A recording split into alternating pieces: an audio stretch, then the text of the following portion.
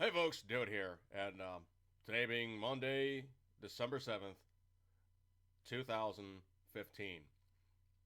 Today we're going to give commemoration, and today we're going to give honor to those dead sailors who are still holding service and maintaining their post on the USS Arizona in Pearl Harbor, Hawaii.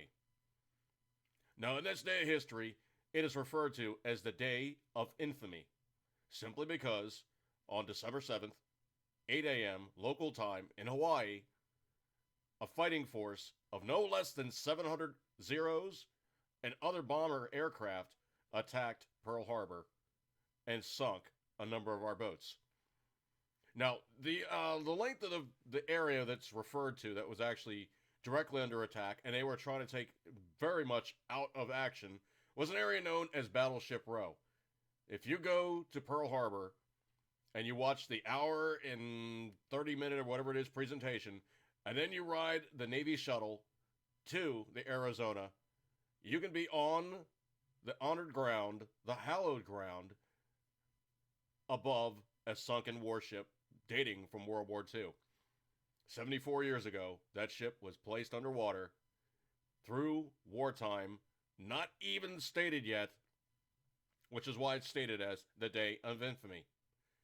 The diplomats for Japan had so messed up the process of translating the statement of war from Japanese to English that it was not presented to the President and the Congress at time to state, we are now challenging you and placing you under threat of arms, and we are calling upon you in state of war. Now, that was one of those things that you just don't do. As a matter of fact, one of the notable Navy generals in the Japanese Navy was stated as saying, I fear that we have woken a sleeping giant. He did. He so angered the American public that they were driven immediately to call upon the president to do something. He declared immediate state of war, and he declared immediate state of war upon the Japanese. Now, the basic history of this is such that we were given warning. Of all people, the Australians knew something was up. A whole battle group of Japanese aircraft carriers doesn't just roll out and just disappear for no good reason. There was a very primitive radar site on Hawaii that noticed a large group of something was approaching the islands. They did not have the technology to say, okay, yeah, we know for a fact it's a group of fighter aircraft and all the rest of this stuff. They just knew that something was incoming. They thought it was a flock of birds of all things. Birds don't move at 300 miles an hour, 200 some odd miles an hour. That's just not the case. But the primitive technology of the day would not allow them to know for sure that it was Japanese fighter aircraft and bombers approaching to attack our boats. It wasn't there. We didn't have the technology yet.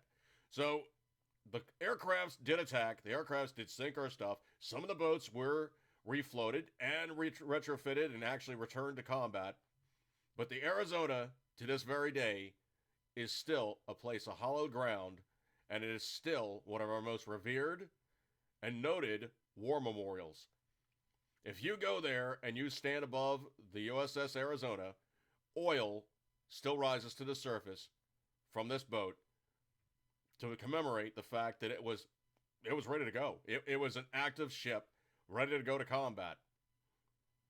And of those 1,100 servicemen, sailors, U.S. Navy, crewmen, we say Godspeed, thank you for your service, and we will always, always, always remember you. This is going to be my only video for today, and this is going to be my only major statement I'm going to make on YouTube or Facebook. But we wish to give major kudos, commemoration, and thanks to our greatest generation of World War II veterans and those servicemen and service persons who gave the ultimate sacrifice. On this one, folks, I'm going to break off. Eat good, keep the 10 ring. As always, always, you know what, you love it. Never forget.